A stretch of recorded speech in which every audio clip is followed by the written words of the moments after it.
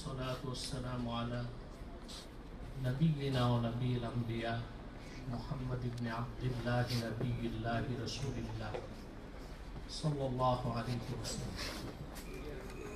الذي بلغ الرسالة وأدى الأمانة وكشف الغمة ونصح الأمة وأرشد جميع الناس طريق الرشد والهداية الذي أكمل الله به قصر النبوة أي ختم الله به النبوة وحكم أن لا نبي بعده وأعلن في القرآن بالبرهان أن محمدا صلى الله عليه وسلم خاتم النبيين والمرسلين قبل 15 سنة. أما بعد فأعوذ بالله من الشيطان الرجيم. بسم الله الرحمن الرحيم. إنا عرضنا الأمانة على السماوات والأرض والجبال فأبين أن يحملنها وأشفقن منها وحملها الإنسان. وقال رسول الله صلى الله عليه وسلم ألا وكلكم راع وكلكم مسؤول عن رعيته. প্রজ্ঞাপন সোসাইটি কর্তৃক আয়োজিত ঐতিহাসিক কারবালার শিক্ষা ও চেতনাকে কেন্দ্র করে স্মরণে আজকের এই আলোকিত অনুষ্ঠানের সম্মানিত সভাপতি, ঐতিহ্যবাহী জগন্নাথ বিশ্ববিদ্যালয়ের সম্মানিত ভাইস চ্যান্সেলর ডক্টর রহিসউদ্দিন সাহাব, উপস্থিত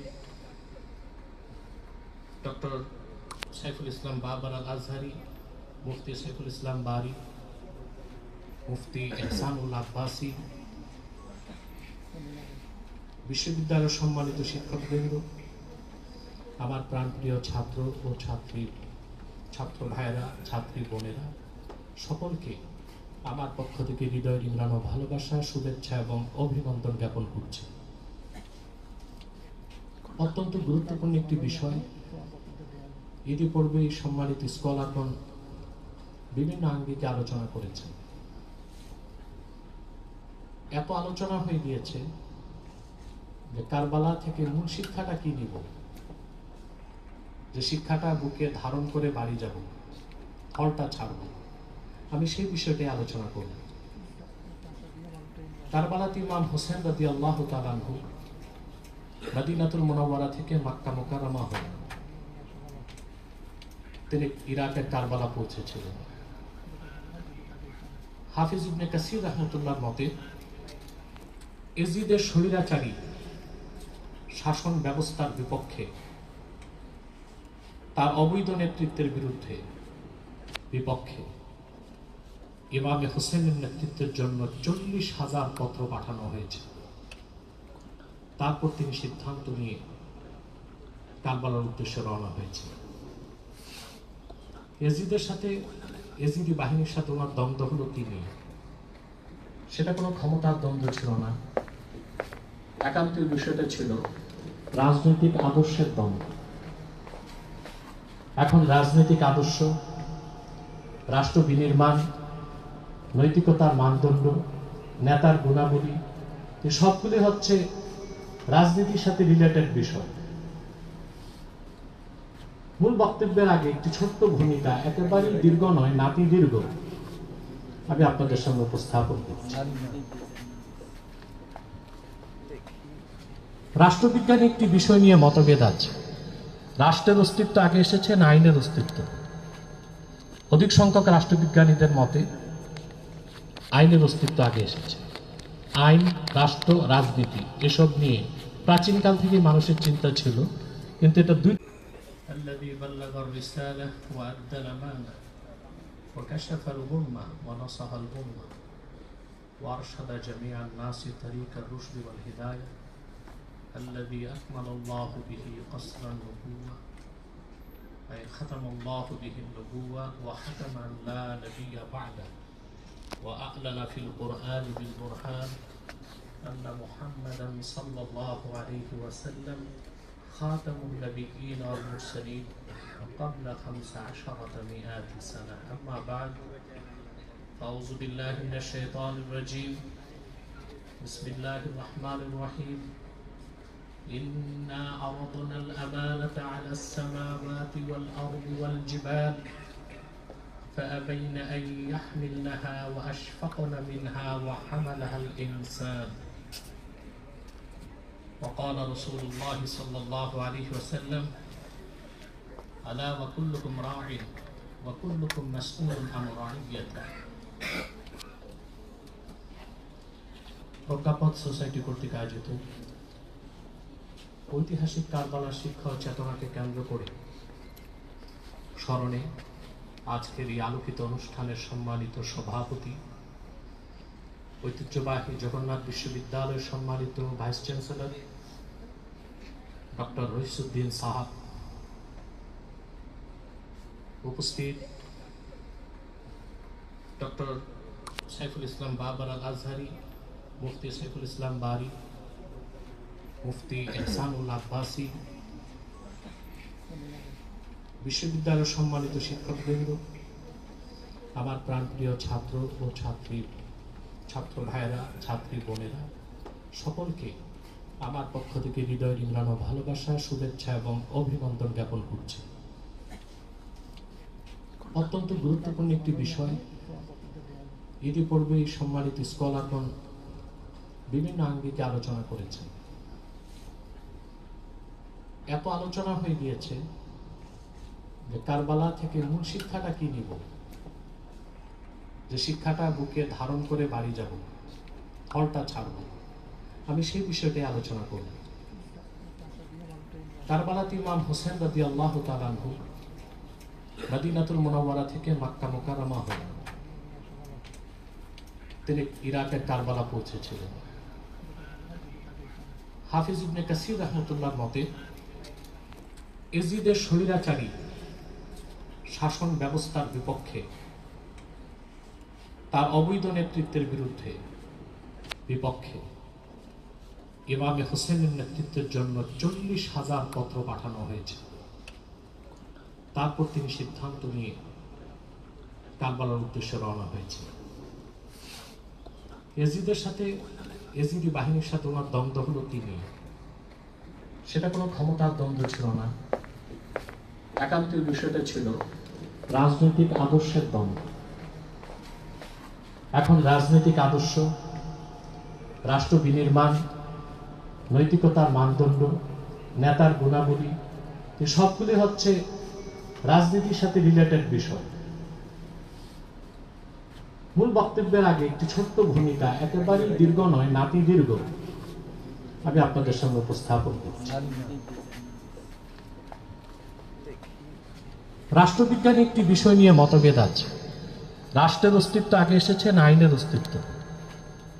অধিক সংখ্যক রাষ্ট্রবিজ্ঞানীদের মতে আইনের অস্তিত্ব আগে এসেছে। আইন, রাষ্ট্র, রাজনীতি এসব নিয়ে প্রাচীনকাল থেকে মানুষের চিন্তা ছিল, কিন্তু এটা দুইটা ধারায় চলে এসেছে। একটি ওহির এলম থেকে উৎসারিত, আর একটা হচ্ছে মন মস্তিষ্ক প্রসূত চিন্তা থেকে। আমরা যদি রাজনীতি, রাষ্ট্র ব্যবস্থা, রাষ্ট্র দর্শন নিয়ে কথা বলি, সক্রেটিসের নাম আসে। তার একটি বিখ্যাত উক্তি আমরা জানি, নো দাইসেলফ, নিজেকে জানো। এই কথাটির উপর গ্রিক দর্শন গড়ে উঠেছে। গোটা দর্শনের 3000 বছরের ইতিহাস পর্যালোচনা করলে দেখা যায় এটাই সবচেয়ে অথেন্টিক বক্তব্য দর্শনের। কথাটি সক্রেটিস কিভাবে পেয়েছে আমি চিন্তা করেছি। তিনি তো পৌত্তলিক ছিলেন। আমি গবেষণা করে দেখেছি সময়টা ছিল হযরতে দানিয়াল আলাইহিস সালামের। নেবুচাঁদ যখন বাইতুল মুকাদ্দাসে হামলা করেছিল, লক্ষ লক্ষ ইহুদিকে হত্যা করেছিল, তখন দানিয়াল আলাইহিস সালামের কিছু অনুসারী যারা তাওরাতে শিক্ষাকে লালন করত, তারা চলে গিয়েছিল গ্রিসে। সেখানে যে তারা এই বক্তব্যটি প্রচার করেছে যে আত্মপরিচয়কে জানতে হবে। ডেলফি মন্দিরে কথাটি লেখা ছিল। সক্রেটিস সেখান থেকে বক্তব্যটি নিয়েছে, নিজেকে জানো।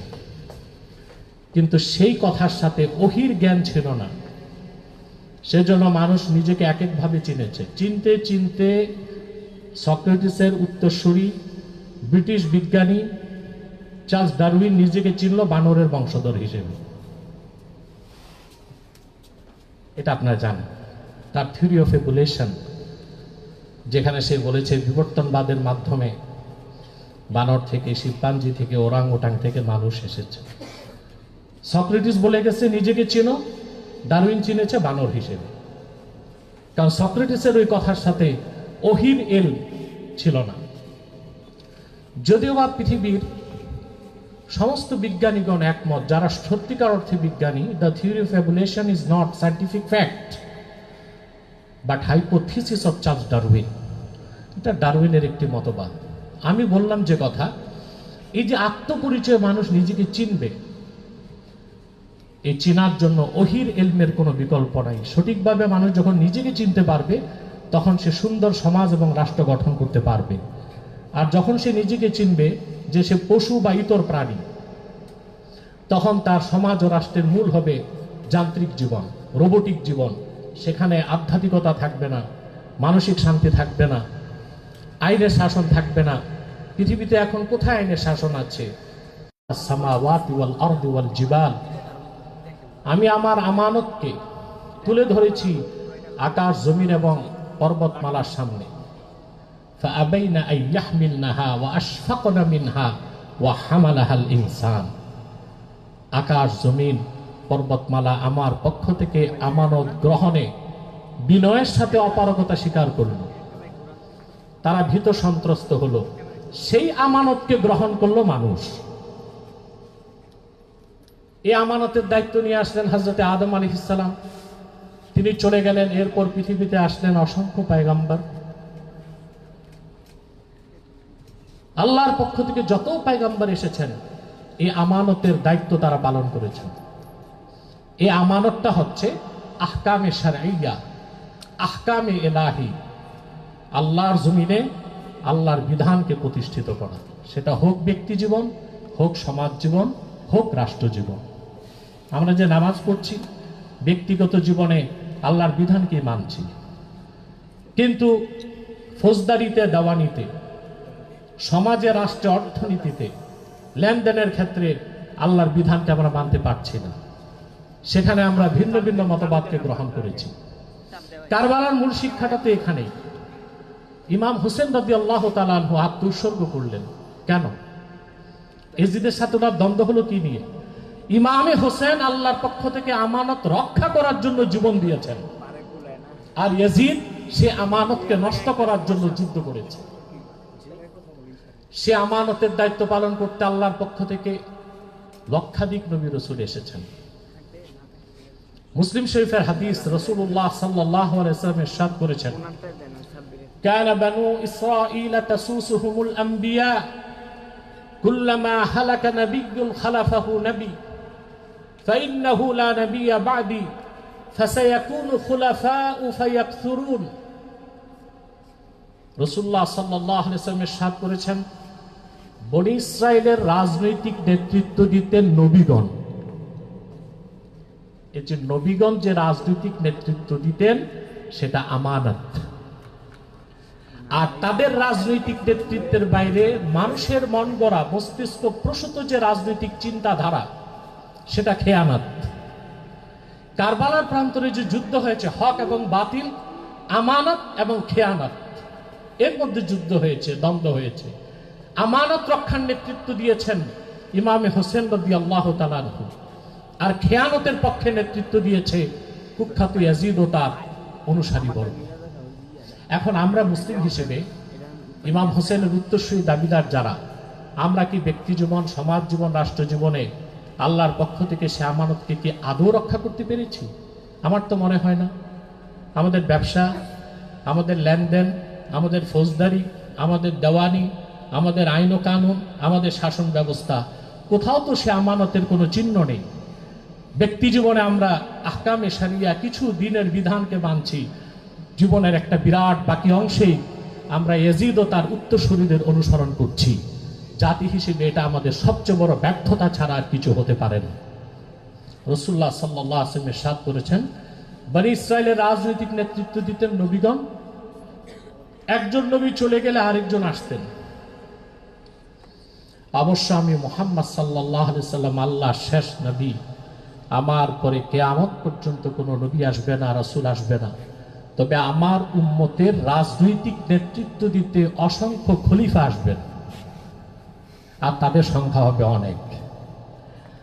আল্লাহ তাআলা তার দিনকে পরিপূর্ণ করেছেন মুহাম্মদ সাল্লাল্লাহু আলাইহি সাল্লামকে প্রেরণ করে। ১৫০০ বছর আগে সেই দিনকে মহাবিজয়ী করে দিয়েছেন। রাসূলুল্লাহ সাল্লাল্লাহু আলাইহি ওয়াসাল্লাম সেই দ্বীনের আমানতের দায়িত্ব রক্ষার দায়িত্ব দিয়ে গেলেন সাহাবায়ে কেরামকে। প্রথম খলিফা হিসেবে দায়িত্ব নিলেন আবু বকর সিদ্দিক রাদিয়াল্লাহু তাআলা, তারপরে হযরত ওমর, তারপরে হযরত উসমান, তারপরে হযরত আলী, তারপরে হযরতে হাসান। হযরত হাসানের সমর্থন নিয়ে হযরত মুয়াবিয়া, তারও খেলাফতের বৈধতা তিনি পেয়েছেন। পরবর্তীতে হযরত মুয়াবিয়ার ইন্তেকালের পর ৩৪ বছর বয়সে চরিত্রহীন লম্পট ইয়াজিদ জোর জবরদস্তি খেলাফতকে দখল করার চেষ্টা করেছে। আর তখনই ইমাম হোসেনের সাথে ওনার দ্বন্দ্বের সূত্রপাত হয়েছে। তাহলে কারবালার শিক্ষা থেকে দুটো জিনিস স্পষ্ট। একটা হচ্ছে আলা লাহুল খালকু ওয়াল আমর, জমিন যার, বিধান তার। এটা প্রতিষ্ঠার জন্য ইমাম হোসেন রাদিয়াল্লাহু তাআলা আনহু কারবালা গিয়েছেন, শাহাদাত বরণ করেছেন। দ্বিতীয় হচ্ছে জালেমের বিরুদ্ধে সোর্ড অফ জাস্টিস, ইনসাফের তরবারি সবসময় মুসলমানকে সমুন্নত রাখতে হবে। যদিও বা পশ্চিমা বিশ্ব জিহাদের নাম শুনলে তাদের চুলকানি হয়, সন্ত্রাসের গন্ধ খুঁজে, অথচ আমরা লক্ষ্য করলে দেখতে পাই পৃথিবীতে কোনো মারণাস্ত্র কোনো মুসলিম বিজ্ঞানী আবিষ্কার করে নেই। মুসলিমরা আবিষ্কার করেছে অ্যালগরিদম, লগারিদম, ফিজিক্স, কেমিস্ট, মহাকাশ বিজ্ঞান। আব্বাস বিন ফিরনাস মহাকাশ বিজ্ঞানের জনক, আবুল কাসেম জাহরাবি চিকিৎসা বিজ্ঞানের জনক, ইবনে খালদুন রাষ্ট্রবিজ্ঞানের জনক। কোন একটি মাস ডিস্ট্রাকটিভ উইপন, প্রবল মারণাস্ত্র যা মানুষকে ধ্বংস করে, একটি জিনিসের আবিষ্কারও কোন মুসলিম বিজ্ঞানীর হাতে হয়নি। মুসলমান যা দিয়েছে পৃথিবীকে, মানুষকে কল্যাণ দিয়েছে, সফলতা দিয়েছে, সমৃদ্ধি দিয়েছে, শৃঙ্খলা দিয়েছে, বিশ্বের মানুষকে উপকার ছাড়া মুসলিম বিজ্ঞানীগণ কিছুই দেয়নি। কিন্তু পৃথিবীতে পারমাণবিক অস্ত্র সহ যত মারণাস্ত্র সব মুসলিমদের আবিষ্কার, অথচ তারাই চোরের মার বড় গলা। সেই হিসেবে মুসলিমদেরকে সন্ত্রাসী বলার চেষ্টা করে। সন্ত্রাস ও জিহাদ এক জিনিস নয়। একজন চিকিৎসক রোগীর দেহের পচা অংশ অপারেশন করে কেটে দিলে সেটা অপারেশন, সেটা সন্ত্রাস নয়। হযরত ইমাম হোসেন যে জিহাদের শিক্ষা কারবালায় দিয়েছেন সেটা হচ্ছে দুষ্টের দমন, সত্যের প্রতিষ্ঠা, জালেমকে নির্মূল করা। জালেমের সাথে কোনোদিন আপোষ হতে পারে না। তিনি একমাত্র জিহাদ ফি সাবিলিল্লাহর ঝান্ডাকে ধারণ করে আল্লাহর পক্ষ থেকে প্রদত্ত আমানতকে রক্ষা করতে তিনি কারবালার প্রান্তরে উপস্থিত হয়েছিলেন। এটা তার বক্তব্য থেকে আমরা দেখতে পাই। ওনাকে বলা হলো, ইমাম হোসেন রাদিয়াল্লাহু তাআলা যখন কারবালায় যাবেন, যে আপনি কারবালায় যাচ্ছেন কেন? আপনি ইয়াজিদের শাসনটাকে মেনে নেন। কিছু বিশিষ্ট সাহাবী বললেন যে আপনার ভাই হযরত হাসান রাদিয়াল্লাহু তাআলা আনহু তিনি তো হযরত মুয়াবিয়ার শাসনকে মেনে নিয়েছেন, তা আপনি মেনে নেন। ইমাম হোসেন জবাব দিয়েছেন, ইন্নী লা আরজু আন ইউতি আল্লাহু আখি আলা নিয়্যাতি ফি হুব্বিহিল কাফফা। আমার ভাই যে অস্ত্র হাতে নেয়নি, অস্ত্রকে সংবরণ করেছেন, মুয়াবিয়ার শাসনকে মেনে নিয়েছেন, তার নিয়তের কারণে আল্লাহ তাকে সওয়াব দিবেন। ওয়া আইয়ুতিয়ানি আলা নিয়্যাতি ফি হুব্বি জিহাদ আয-যালিমিন। আর আমি পৃথিবীর কুখ্যাত জালেমদের বিরুদ্ধে মুসলিম জাহানকে জালেমদের শাসন থেকে রক্ষা করার জন্য জিহাদের পথে যাচ্ছি, আমার নিয়ত অনুপাতে আল্লাহ আমাকে পুরস্কার দান করবেন। তাহলে কারবালায় তিনি গিয়েছিলেন, সত্য মিথ্যার মধ্যে যে লড়াই ছিল, সত্যের পক্ষে ছিলেন হযরত ইমাম হোসেন। তিনি আমানতকে রক্ষা করেছেন। খেয়ানতের পক্ষ নিয়েছিল, জুলুমের পক্ষ নিয়েছিল ইয়াজিদ। আর সেই ইমাম হোসেন রাদিয়াল্লাহু তাআলা আনহুকে বিরুদ্ধে অস্ত্র ধারণ করেছেন উবাইদুল্লাহ বিন জিয়াদের নেতৃত্বে। ইমাম হোসেন রাদিয়াল্লাহু তাআলা আনহু কিরকম উত্তম চরিত্রের মানুষ ছিলেন, ছোট্ট একটা দৃষ্টান্ত দিচ্ছি। তিনি জিহাদের পথে গেলেন কেন, এইরকম কণ্টকাকীর্ণ পথ বেছে নিলেন কেন?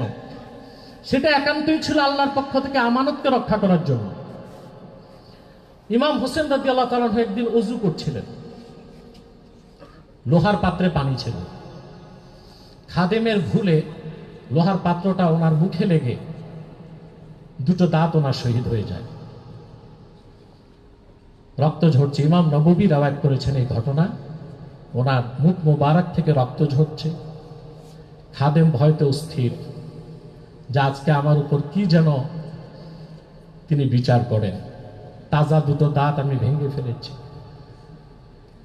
খাদেম কোরআন শরীফের আয়াত করতে লাগলো, আল্লাযীনা ইউনফিকুনা ফিস সাররাই ওয়াদ দাররাই ওয়াল কাযিমিনাল গায়জ। আল্লাহর নেককার বান্দাগণ, প্রকৃত মুমিনগণ অভাব এবং সচ্ছল সর্বাবস্থায় দান করে, ওয়াল কাযিমিনাল গায়জ, রাগকে দমন করে। ইমাম হোসেনের মুখে হাসি ফুটে উঠল। তিনি বললেন, আমি আল্লাহর জন্য রাগকে দমন করলাম। এবার খাদেম চিন্তা করতেছে, আমি যে ওনার ক্ষতি করলাম, জরিমানা তো লাগবে। তখন সে সামনের আয়াত করতে লাগলো, ওয়াল আফিনা আনিন নাস আল্লাহু ইউহিব্বুল মুহসিনিন। আর প্রকৃত মুমিনগণ মানুষকে নিঃস্বার্থভাবে ক্ষমা করে দেয়। হযরত ইমাম হোসেন বললেন, আমি রাগও দমন করলাম, তোমাকে মাফও করে দিলাম। এইরকম পুষ্পের মতো কোমল চরিত্রের মানুষ অস্ত্রের মতো কঠিন বস্তু হাতে নিলেন কেন? এটা ছিল জালেমের বিরুদ্ধে জিহাদ। এই পৃথিবীতে সফল বিপ্লব কারবালা ইমাম হোসেন রাদিয়াল্লাহু তাআলা আনহু করেছেন। পৃথিবীতে যত বিপ্লব আমরা দেখেছি, ফরাসি বিপ্লব সহ সবকিছুর মূল ভিত্তি ছিল বস্তুবাদ, কোনোটা পুঁজিবাদ, কোনোটা সমাজবাদ। আর ইমাম হোসেন রাদিয়াল্লাহু তাআলা আনহুর বিপ্লবের মূল ভিত্তি ছিল তাওহীদ, আল্লাহর একত্বের উপর নির্ভরশীল রাষ্ট্র ব্যবস্থা, রাজনৈতিক আদর্শ প্রতিষ্ঠার জন্য তিনি জীবন উৎসর্গ করেছেন। কারবালার এই মূল শিক্ষা থেকে আমাদের বিচ্যুতির কোনো সুযোগ নেই। ইমাম হোসেন রাদিয়াল্লাহু তাআলা আনহুর কোনো পরাজয় হয়নি, সাময়িক বিপর্যয় দেখা গিয়েছিল, কিন্তু তিনি খেলাফত ব্যবস্থাকে যে অক্ষত অক্ষুণ্ণ রেখেছিলেন, পরবর্তীতে ওমর ইবনে আব্দুল আজিজ রাহমাতুল্লাহর মাধ্যমে সেই খেলাফত ব্যবস্থা ফিরে এসেছে এবং প্রায় 1200 বছর সারা দুনিয়াকে মুসলিমগণ শরিয়া রাষ্ট্রের ভিত্তিতে খেলাফতের আদলে শাসন করেছেন। যখন পৃথিবীর প্রতিটি প্রান্তে ইনসাফ প্রতিষ্ঠিত হয়ে যাচ্ছে, নেই একটি সুন্দর রাষ্ট্রের জন্য কি কি প্রয়োজন হয় আমরা এটা জানি। মূল 4টি উদ্দেশ্যের জন্য একটি রাষ্ট্র হয়। তার প্রথমটা হচ্ছে to establish sovereignty of law, আইনের সার্বভৌমত্ব প্রতিষ্ঠিত করা। ইসলাম আইনের ক্ষেত্রে, আহকামে শরিয়া মানার ক্ষেত্রে সবচেয়ে বেশি গুরুত্ব দিয়েছেন। দ্বিতীয় হচ্ছে to establish equality for all, সবার জন্য সমান অধিকার নিশ্চিত করা। এটাও একটি আদর্শ রাষ্ট্রের বা ওয়েলফেয়ার স্টেটের অন্যতম একটি কাজ। তৃতীয় হচ্ছে to set up constitutional government, একটি সাংবিধানিক রাষ্ট্র গঠন করা রাষ্ট্র গঠনের মূল উদ্দেশ্য। 4 নাম্বার হচ্ছে to promote good life for citizens, জনগণের জন্য, নাগরিকদের জন্য ভালো জীবন ব্যবস্থা করা, জীবনযাপনের ভালো ব্যবস্থা করা। আমরা এই সব কিছু থেকে বাংলাদেশের মানুষ বঞ্চিত হয়ে যাচ্ছি।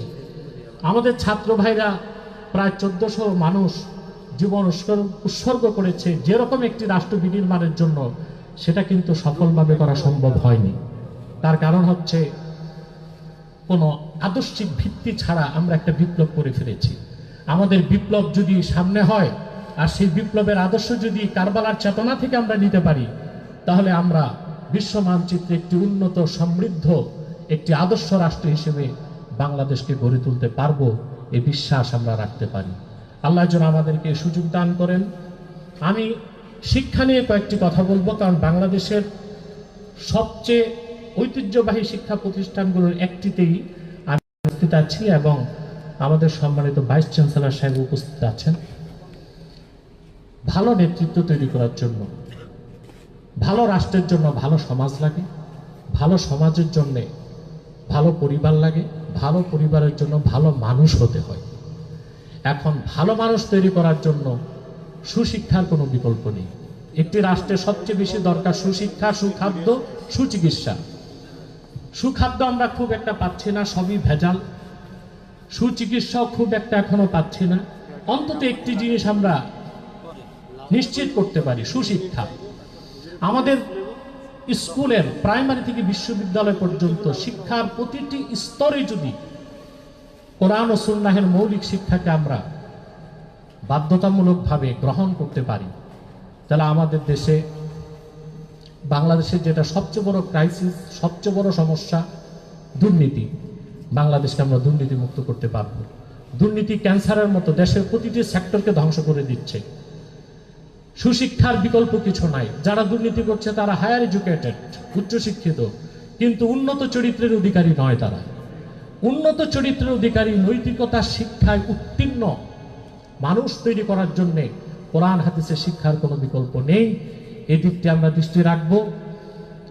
আর ছাত্র ভাইদের উদ্দেশ্যে আমার একটি নাসিহা থাকবে যে আপনারা তো এখানে পড়াশোনা করছেন, অন্তত প্রতিদিন কোরআন শরীফ থেকে কিছু তেলাওয়াত করার চেষ্টা করবেন অর্থ ব্যাখ্যার সাথে, এবং হাদিস শরীফও তেলাওয়াত করার চেষ্টা করবেন, যার মাধ্যমে আল্লাহ তাআলা আপনাদেরকে ইলমের নূর দিবেন এবং আপনাদের বিচ্যুতির কোনো সম্ভাবনা থাকবে না। আল্লাহ আমাদের সকলকে কবুল করুন, আল্লাহ আমাদের সকলকে মঞ্জুর করুন। একটি সুন্দর, সমৃদ্ধ, আলোকিত বাংলাদেশ আমরা যেন গড়ে তুলতে পারি, সেই প্রত্যাশা রেখে আমি আমার বক্তব্য শেষ করছি। ওয়াখির দাওয়ানা আনিল হামদুলিল্লাহি রাব্বিল আলামিন। ওয়াসসালামু আলাইকুম ওয়া রাহমাতুল্লাহি তাআলা ওয়া বারাকাতুহু।